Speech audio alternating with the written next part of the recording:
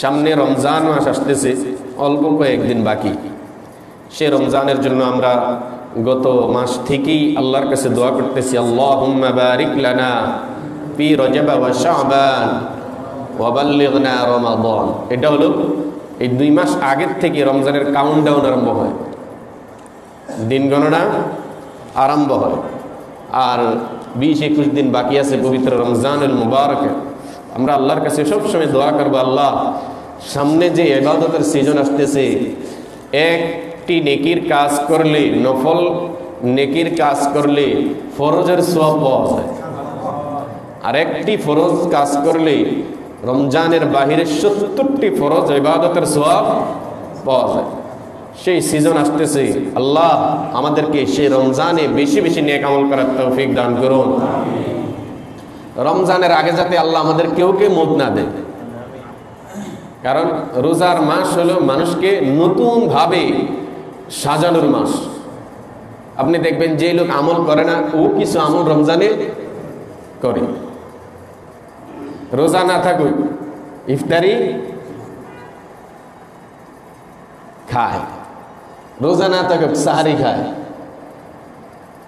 রোজা না থাকলেও প্রথম কয়েকদিন তারাবিতে আসে।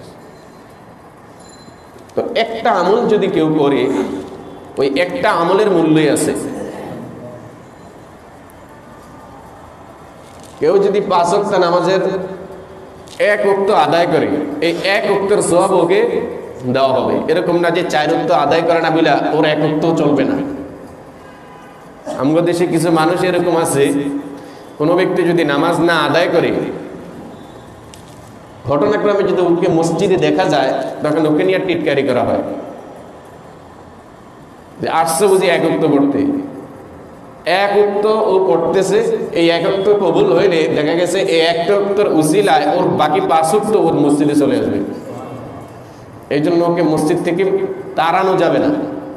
1 ওয়াক্ত পড়তেছে, এই 1 ওয়াক্তের জন্য ওকে উৎসাহিত করা। তুমি 1 ওয়াক্ত পড়তেছো, তুমি চাইলে আরো বেশি পড়তে পারো, কিন্তু ওকে যদি খোটা দেওয়া হয় তাহলে ও মসজিদ থেকে চিরদিনের জন্য দূরে সরে যাবে। তো আমার উসিলায় মসজিদ থেকে দূরে সরে গেল, এটার জন্য আমাকে হাসরের ময়দানে মুআখাজা করতে হবে, ধরপাকড় করা হবে। কেন তুমি ওকে খোটা মাইরা মসজিদ থেকে বের করবে? আমল যে যতটুকু করবে এতটুকু চালু রেখা ওরা আরো উৎসাহ দাও যে তুমি করতেছো, তুমি চাইলে আরো বেশি করতে পারো।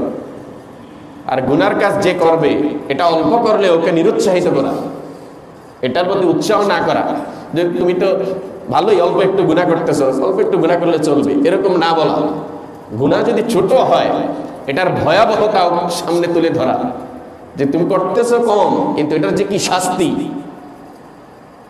আল্লাহ তাআলা আমাদেরকে বুঝার আমল করার তৌফিক দান করুন।